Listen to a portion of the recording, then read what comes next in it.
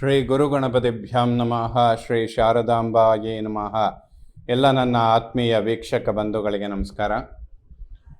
ವೀಕ್ಷಕರೇ, ಶ್ರೀ ಪರಾಭವ ನಾಮ ಸಂವತ್ಸರ ಉತ್ತರಾಯಣ ಗ್ರೀಷ್ಮ ಋತು ಅಧಿಕ ಜ್ಯೇಷ್ಠ ಮಾಸ ಮೇ ತಿಂಗಳ ಮಾಸ ಭವಿಷ್ಯಗಳನ್ನು ತಿಳ್ಕೊಳ್ಳೋಣ. ಮೇ 2ನೇ ತಾರೀಕಿನಿಂದ 16ನೇ ತಾರೀಕಿನ ತನಕ ವೈಶಾಖ ಮಾಸ ಅನ್ನುವಂಥದ್ದು ನಡೆಯುತ್ತೆ. ಮೇ 17ನೇ ತಾರೀಕಿನಿಂದ 31ನೇ ತಾರೀಕು ಅಧಿಕ ಜ್ಯೇಷ್ಠ ಮಾಸ ಅನ್ನುವಂಥದ್ದು. ಸೊ ಈ ಮೇ ತಿಂಗಳಲ್ಲಿ 2 ಮಾಸಗಳು ಕೂಡ ನಡೀತಾ ಇರುತ್ತೆ.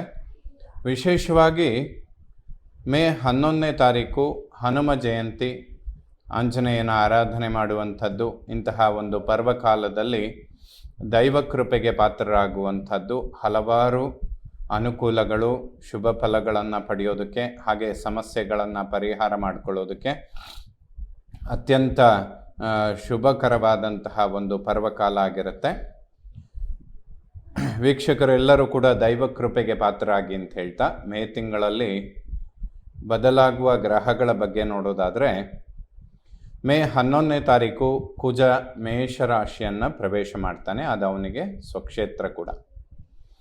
ಮೇ 14ನೇ ತಾರೀಕು ಬುಧ ವೃಷಭ ರಾಶಿಗೆ ಬರ್ತಾನೆ. ಅದೇ ದಿವಸ ಶುಕ್ರ ಮಿಥುನ ರಾಶಿಯನ್ನು ಪ್ರವೇಶ ಮಾಡ್ತಾನೆ.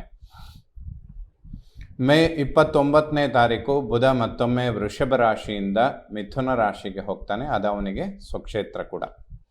ಈ ತಿಂಗಳಲ್ಲಿ ಕುಜ ಮತ್ತು ಬುಧ ಇಬ್ಬರು ಕೂಡ ಸ್ವಕ್ಷೇತ್ರವನ್ನು ಪ್ರವೇಶ ಮಾಡ್ತಾರೆ. ಮೇ 15ನೇ ತಾರೀಕು ಸೂರ್ಯ ವೃಷಭ ರಾಶಿಯನ್ನು ಪ್ರವೇಶ ಮಾಡ್ತಾನೆ. ಮೇ 14ಕ್ಕೆ ಬುಧ ಬಂದರೆ ಮೇ 15ನೇ ತಾರೀಕು ಸೂರ್ಯ ವೃಷಭ ರಾಶಿಗೆ ಬರ್ತಾನೆ. ಅಂದರೆ ಬುಧಾದಿತ್ಯ ಯೋಗ ಅನ್ನುವಂಥದ್ದು ಮೇ 15ರಿಂದ 29ರ ತನಕ ವೃಷಭ ರಾಶಿಯಲ್ಲಿ ಉಂಟಾಗುತ್ತೆ. ಇದು ಬಹಳ ಒಂದು ಶುಭ ಫಲಗಳನ್ನು ಕೊಡುವಂತಹ ಒಂದು ಕಾಂಬಿನೇಷನ್. ಇದು ಬುಧಾದಿತ್ಯ ಯೋಗ, ನಿಪುಣ ಯೋಗ ಅಂತ ಕೂಡ ಹೇಳ್ತೇವೆ. ಅತ್ಯಂತ ಅವಶ್ಯಕವಾಗಿ ಬೇಕಾಗಿರುವಂತಹ ಒಂದು ಯೋಗ ಇದು. ಈ ರೀತಿ ಬದಲಾಗುವ ಗ್ರಹಗಳಿಂದ ಮಕರ ರಾಶಿಯವರಿಗೆ ಮೇ ತಿಂಗಳ ಮಾಸ ಭವಿಷ್ಯ ಹೇಗಿರುತ್ತೆ ಅಂತ ನೋಡೋಣ. ಮಕರ ರಾಶಿಯವರಿಗೆ ಬಹಳಷ್ಟು ಶುಭ ಫಲಗಳನ್ನು ಕೊಡುವಂತಹ ಸಮಯ. ಯಾಕೆಂದರೆ 7.5 ಮುಗ್ದಿದೆ, ಗುರುಬಲ ಪ್ರಾರಂಭ ಆಗುತ್ತೆ ಜೂನ್ 1ನೇ ತಾರೀಕಿನಿಂದ. ಸೊ 2 ರೀತಿಯಲ್ಲಿ ಬಹಳ ಅನುಕೂಲಗಳನ್ನು ನೋಡ್ತೀರಾ. ಜೊತೆಗೆ ಗುರುಬಲ ಪ್ರಾರಂಭ ಆದ ತಕ್ಷಣದಿಂದ ಶನಿ ಮಹಾತ್ಮನ ಮೇಲೆ ಗುರುದೃಷ್ಟಿ ಅನ್ನುವಂಥದ್ದು ಬೀಳುತ್ತೆ. ಮಕರ ರಾಶಿಯವರಿಗೆ ವಿದ್ಯೆ, ಮಾತೃ, ವಾಹನ, ಸುಖ, ಪ್ರಾಪರ್ಟಿ ಅಂತ ಹೇಳುವಂತಹ ಅತ್ಯಂತ ಪ್ರಮುಖ ಸ್ಥಾನದಲ್ಲಿ ಕುಜ ಸ್ವಕ್ಷೇತ್ರದಲ್ಲಿ ಸಂಚಾರ ಮಾಡ್ತಾ ಇರ್ತಾನೆ. ಇದು ಕೂಡ ಬಹಳ ಶುಭ.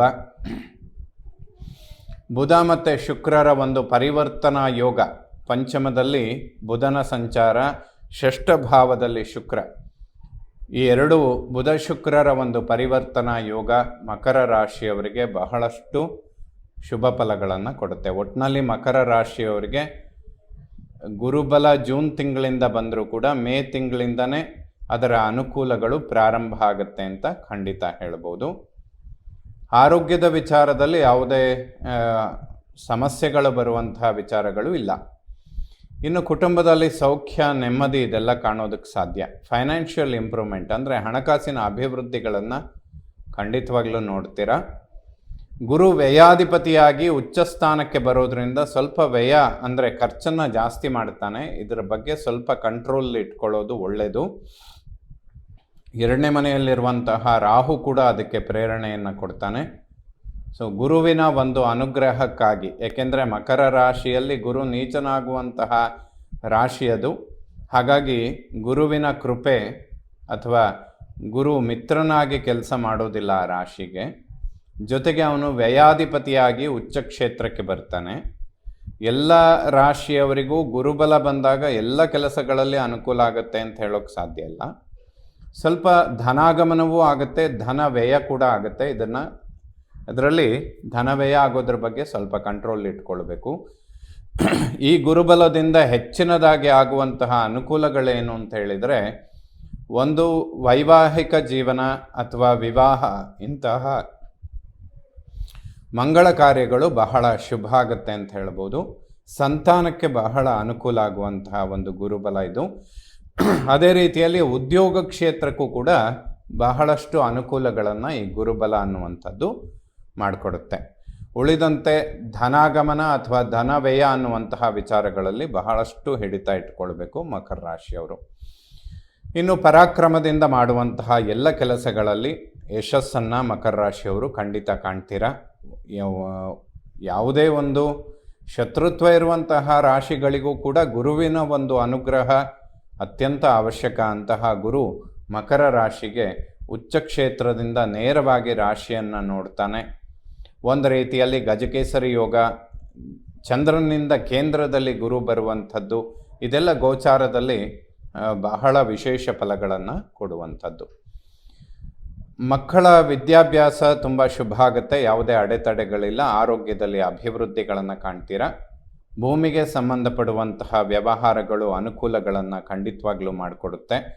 ಹೊಸ ವಾಹನ ಖರೀದಿ ಮಾಡುವಂಥದ್ದು, ಪ್ರಾಪರ್ಟಿ ಅಥವಾ ಮನೆ ಕಟ್ಟುವಂತಹ ವಿಚಾರಗಳಿದ್ದರೆ ಖಂಡಿತವಾಗ್ಲೂ ಮಕರ ರಾಶಿಯವರು ಅನುಕೂಲಗಳನ್ನು ನೋಡ್ತೀರಾ. ಸಂತಾನದ ಅಂಚಿನಲ್ಲಿರುವಂಥವರಿಗೆ ಬಹಳ ಒಂದು ಅತ್ಯುತ್ತಮವಾದ ಸಮಯ ಇದು. ಒಂದು ಉತ್ತಮ ಯೋಗದಲ್ಲಿ ಮಕ್ಕಳನ್ನು ಪಡೆಯೋದಕ್ಕೆ, ಅದರಲ್ಲೂ ಗುರು ಉಚ್ಚ ಕ್ಷೇತ್ರಕ್ಕೆ ಬರೋದು 12 ವರ್ಷಕ್ಕೊಂದು ಸರಿ. ಸೊ ಇವೆಲ್ಲ ಸಂತಾನದ ವಿಚಾರದಲ್ಲಿ ಮಕರ ರಾಶಿಯವರಿಗೆ ಖಂಡಿತ ಅನುಕೂಲಗಳನ್ನು ಮಾಡಿಕೊಡುತ್ತೆ. ಯಾವುದೇ ಶತ್ರುಬಾಧೆಗಳಿರೋದಿಲ್ಲ. ಶತ್ರುಗಳು ಕೂಡ ಮಿತ್ರರಾಗುವಂತಹ ಸಮಯ. 2 ಗುರುತರವಾದ ಗ್ರಹಗಳು ಅಂದರೆ ದೈವ ಗುರುವಾದಂತಹ ಗುರುಬ್ರಹ್ಮ, ದೈತ್ಯ ಗುರುಗಳಾದಂತಹ ಶುಕ್ರಾಚಾರ್ಯರು ಅವರೆಲ್ಲ 6ನೇ ಮನೆಯಲ್ಲಿ ಸೇರುವಂಥದ್ದು ಖಂಡಿತವಾಗ್ಲೂ ಅನುಕೂಲಗಳನ್ನು ಮಾಡಿಕೊಡುತ್ತೆ. ಅದರಲ್ಲೂ ಸ್ವಂತ ವ್ಯವಹಾರ, ಬಿಸ್ನೆಸ್ ಅಥವಾ ಹೂಡಿಕೆ ಮಾಡುವಂಥವರಿಗೆ ಖಂಡಿತ ಲಾಭದಾಯಕವಾಗುತ್ತೆ. ಮಾಂಗಲ್ಯ ಸ್ಥಾನಕ್ಕೆ ಗುರು ಪ್ರವೇಶ ಆಗೋದಕ್ಕೆ ಜೂನ್ 1ನೇ ತಾರೀಕಿನ ತನಕ ವೆಯ್ಟ್ ಮಾಡಬೇಕು. ಮಕರ ರಾಶಿಯವರಿಗೆ ವೈವಾಹಿಕ ಜೀವನ, ದಾಂಪತ್ಯದಲ್ಲಿ ಸಾಮರಸ್ಯ, ಮಂಗಳ ಕಾರ್ಯಗಳು, ಶುಭ ಕಾರ್ಯಗಳಿಗೆ ಅತ್ಯಂತ ಶುಭ ಸಮಯ. ಖಂಡಿತವಾಗ್ಲೂ ಅನುಕೂಲಗಳು ಉಂಟಾಗುತ್ತೆ. ದಂಪತಿಗಳ ನಡುವೆ ಸಾಮರಸ್ಯ ಮತ್ತು ಆರೋಗ್ಯದಲ್ಲಿ ಅಭಿವೃದ್ಧಿಗಳನ್ನು ಕಾಣ್ತೀರಾ. ಅಷ್ಟಮದಲ್ಲಿ ಕೇತು ಇದ್ದಾನೆ. ಅಷ್ಟಮಾಧಿಪತಿ ಸೂರ್ಯ ಪಂಚಮದಲ್ಲಿ ಬುಧಾದಿತ್ಯ ಯೋಗದಲ್ಲಿರ್ತಾನೆ. ಅವನ ಮೇಲೆ ಶನಿ ದೃಷ್ಟಿ ಬೀಳುತ್ತೆ. ಸ್ವಲ್ಪ ನೇತ್ರ ಸಂಬಂಧವಾದ ಅಂದರೆ ದೃಷ್ಟಿ ದೋಷಗಳು ಇಂಥದ್ದು ಮಕರ ರಾಶಿಯವ್ರನ್ನ ಸ್ವಲ್ಪ ಬಾಧಿಸುತ್ತೆ. ಇದ್ರ ಬಗ್ಗೆ ಗಮನ ಕೊಡುವಂಥದ್ದು ಖಂಡಿತ ಶುಭ. ಹನುಮ ಜಯಂತಿಯ ದಿವಸ ಆಂಜನೇಯನ ದರ್ಶನ ಮಾಡಿ, ಖಂಡಿತ ಶುಭ ಆಗುತ್ತೆ. ಭಾಗ್ಯಾಧಿಪತಿ ಬುಧ ಪಂಚಮದಲ್ಲಿದ್ದಾನೆ. ಭಾಗ್ಯೋದಯಗಳನ್ನು ಕಾಣ್ತೀರಾ. ಪಿತ್ರಾರ್ಜಿತ ಆಸ್ತಿಪಾಸ್ತಿಗಳು, ಪ್ರಾಪರ್ಟಿ ತುಂಬ ಅನುಕೂಲಕ್ಕೆ ಬರುತ್ತೆ. ಖಂಡಿತ ಅಭಿವೃದ್ಧಿಗಳನ್ನು ಎಕ್ಸ್ಪೆಕ್ಟ್ ಮಾಡ್ಬೋದು. ಮಕರ ರಾಶಿಯವರಿಗೆ ಕರ್ಮ ಉದ್ಯೋಗ ಸ್ಥಾನಾಧಿಪತಿ ಶುಕ್ರ ಗುರುವಿನ ಯುತಿಯಲ್ಲಿ ಸಂಚಾರ ಮಾಡ್ತಾನೆ. ಬಹಳ ಸಮಯದಿಂದ ಏನಾದರೂ ಉದ್ಯೋಗದ ಪರಿವರ್ತನೆ ಅಥವಾ ಪ್ರಮೋಷನ್ಗಳನ್ನು ಎಕ್ಸ್ಪೆಕ್ಟ್ ಮಾಡ್ತಾ ಇದ್ದರೆ ಖಂಡಿತವಾಗ್ಲೂ ಸಿಗುತ್ತೆ. ಯಾವುದೇ ವಿಳಂಬ ಆಗುವಂತಹ ಸಂದರ್ಭಗಳಿಲ್ಲ. ಖಂಡಿತವಾಗ್ಲೂ ಮಕರ ರಾಶಿಯವರು ಉದ್ಯೋಗ ಕ್ಷೇತ್ರದಲ್ಲಿ ಅಭಿವೃದ್ಧಿಗಳನ್ನು ಕಾಣ್ತೀರಾ.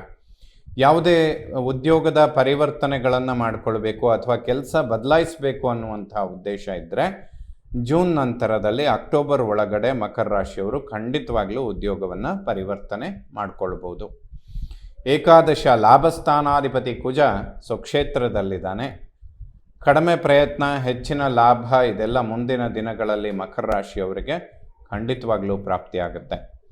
ವ್ಯಯಾಧಿಪತಿಯಾದಂತಹ ಗುರು ಉಚ್ಚ ಕ್ಷೇತ್ರದಲ್ಲಿದ್ದು ಲಾಭಸ್ಥಾನವನ್ನು ನೋಡ್ತಾನೆ, ಮಾಂಗಲ್ಯ ಸ್ಥಾನದಲ್ಲೇ ಕೂತ್ಕೊಳ್ತಾನೆ. ಸೊ ಗುರು ನೋಡುವಂತಹ ಎಲ್ಲ ಕ್ಷೇತ್ರಗಳು ಅಭಿವೃದ್ಧಿಯನ್ನು ಪಡ್ಕೊಳ್ಳುತ್ತೆ. ಜೂನ್ 1ನೇ ತಾರೀಕಿನ ನಂತರ ಏನು ಮಕರ ರಾಶಿಯವರಿಗೆ ಗುರುಬಲ ಪ್ರಾರಂಭ ಆಗುತ್ತೆ, ಇದು ಉದ್ಯೋಗ ಮತ್ತು ವ್ಯಾವಹಾರಿಕ ಕ್ಷೇತ್ರ, ವಿವಾಹ, ಸಂತಾನ, ಇಂತಹ ಎಲ್ಲ ವಿಚಾರಗಳಿಗೆ ಖಂಡಿತವಾಗ್ಲೂ ಅಭಿವೃದ್ಧಿಯನ್ನು ಕೊಡುತ್ತೆ.